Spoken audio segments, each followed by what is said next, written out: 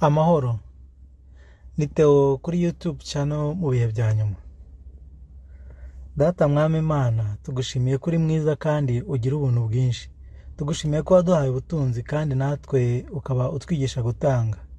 Iri jambo tugiye gusoma ritugirira akamaro kandi ryemeza imitima yacu kugira ubuntu nkawe. Tubisabye twizeye mu izina ry'umwami wacu Yesu Kristo. Amen.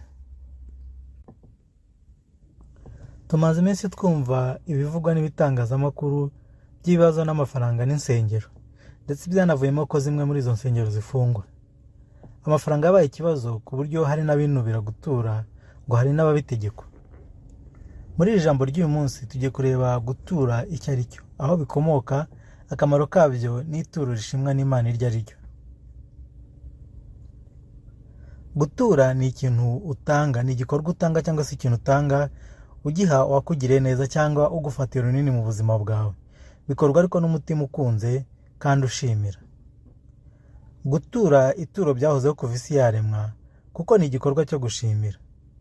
Abana babiri ba mbere ba Adamu na Eva, umwe yishe undi, intandaro ibaye ituro batanze. Intangiriro ibice 4 umurongo wa 3 kugeza kwa 7. Ngo bukeye Kayini azana ituro ku mbuto z'ubutaka ngo ariture Uwiteka, na Abeli azana ku buriza bw'umukumbi we no ku rugimbu rwabwo. Uwiteka yita kuri Abeli no ku ituro rye, maze ntiyita kuri Kayini n'ituro rye. Kayini ararakara cyane, agaragaza umubabaro. Uwiteka abaza Kayini ati, ni iki kikurakaje kandi ni iki gitumye ugaragaza umubabaro? Nukora ibyiza ntuzemerwa, ariko nudakora ibyiza ibyaha byitugatugiye ku rugi, kandi ni wowe byifuza ariko ukwiriye kubitegeka. Urumva ko rero gutura byahozeho kandi bizahoraho. Ahubwo gutura bisobanura iki? Gutura buri mu buryo bwo kuganduka no gushimira. Nk'ubu nkukoreye ikintu gikomeye utari ubasha kwikorera kigakunda, ibyo ari byo byose uzanshimira. Ushobora kubikora mu buryo bugaragara cyangwa se uburyo bwo gushimira gusa. Ushobora no kungurira nka fanta. Mu by'ukuri fanta ntabwo ari ikiguzi, ntinangana na cya gikorwa nagukoreye, ahubwo kubera ko uyikuye ku mutima bizanshimisha cyane, bituma ahubwo hari n'ibindi byinshi ngukorera. Gushima rero bituma wakugire neza agira imbaraga zo kongera kukugirira neza. Reka nkoreshe uru rugero. Hari umudamu wadusobanura atubwira ko afite umukobwa ugeze nko mu kigero cy'ubwangavu. Yigeze kumusaba amafaranga ariko yanga kumubwira icyo azayamaza. Hashize iminsi wa mudamu agira umunsi mukuru w'amavuko, maze umwana aragenda muri ya mafaranga aguriramo nyina kado, arayimuha. Ati, narishimye cyane kubona umwana wanjye ampa kado. Ati, ariko icyashimisha cyane nuko yansabye amafaranga ntazi icyo agiye kuyakoza, nawe byari ukunguriramo kado. Ati, nubwo amafaranga yari ayanjye, byanyeretse ko umwana aha agaciro urukundo mukunda. Uwo mudamu ati, buriya no ku Mana nuko bigenda. Ibintu dutunze niyo yabiduhaye, ariko iyo dufashe mu bimwe muri byo tukabitangaho ituro ku Mana, nk'uko byagenze kuri uwo mubyeyi nyine, irabishima cyane kuko bigaragaza ko duha agaciro urukundo idukunda. Erega nta n'ibyo itwara, n'ubundi bisigara ahangaho iwacu tukabiha abakene cyangwa tukabikoresha izindi nyungu zacu. Nujya utanga ituro ku Mana, ujye uritanga ushima, utameze nk'ugura nayo cyangwa se uri kuyihonga, kuko n'ubundi ibintu dutunze niyo yabiduhaye. Kayini na Abeli bombi batuye ituro, ariko Imana ikunda ituro rya Abeli, irya Kayini ntiyaryitaho. Kubera ko Kayini ataritanganye neza, ntabwo yakiriwe. Ibi tubimenyera ku kuba Imana yaramubwiye ngo nukora ibyiza ntuzemerwa. Urumva ko rero yabigenje nabi kandi byaranamukurikiranye akora icyaha. Yaritanganye, mbese wa mutima udashima. Yesu yatwigishe ko utanga ituro ryiza atari utanga amafaranga menshi cyangwa ibintu byinshi, ahubwo n'utanga n'umutima ushima. Yaduhaye urugero rw'umukecuru w'umupfakazi muri Mariko ibice 12 umurongo wa 41 kugeza kwa 44.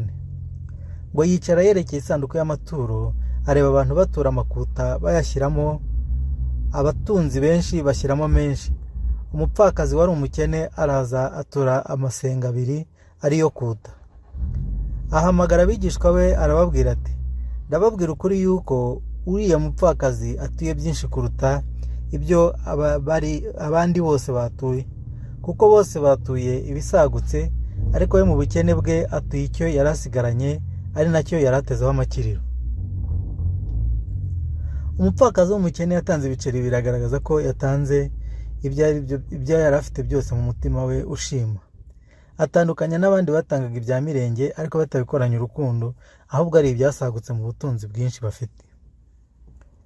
Agaciro k'ituro gashingiye ku bwitange n'umutima bitanganywe, si ku bwinshi bw'amafaranga dutanga. Gutura udafite umutima utunganye nabyo birabujijwe. Muri Matayo ibice 5:23 kugeza 24 ngo nuko nujyana ituro ryawe mu gicaniro ukahibukira ko mwene so afite icyo mupfa, usiga ituro ryawe imbere y'igicaniro, ubanze ugende wikiranure na mwene so, uhere ko ugaruke uture ituro ryawe. Yesu yigisha ko niba uri kuzanira Imana ituro ariko ukibuka ko hari umuntu mugifitanye ibibazo, ukwiriye kubanza kumvikana nawe ukabona kuza gutura iryo turo ryawe. Rya somo ryo kubabarira twavuzeho ubushize, tugomba kubabarira kugira ngo natwe tuzababarirwe.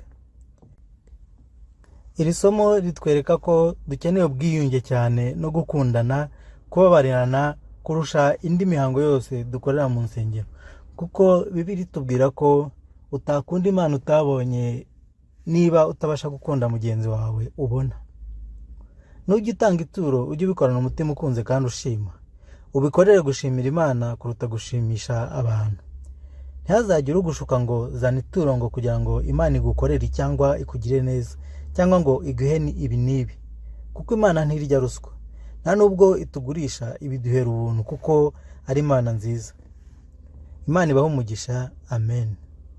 Niba ukunda izi nyigisho cyangwa hari ibibazo ufite bijyanye n'ubu butumwa cyangwa se ibyo udasobanukiye mu ijambo ry'Imana, mwatwandikira kuri WhatsApp agasaraba 277 850 648 00. Murakoze, mugire umunsi mwiza.